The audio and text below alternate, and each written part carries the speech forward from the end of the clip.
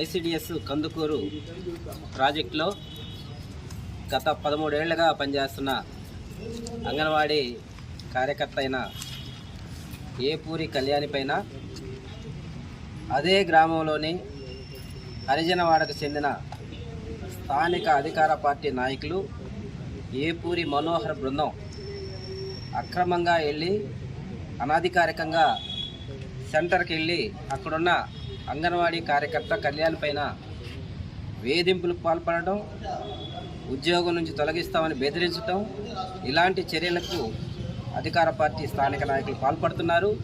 ఇది సరైనది కాదు. తక్షణమే ఈ వేధింపులు అట్లనే బెదిరింపులు ఉపసంహరించుకోవాలని CITU anganwadi workers and helpers union తరఫున మేము ప్రభుత్వాన్ని, అధికారులని మేము డిమాండ్ చేస్తూ ఉన్నాం. అట్లనే ఇలాంటి ఘటనలు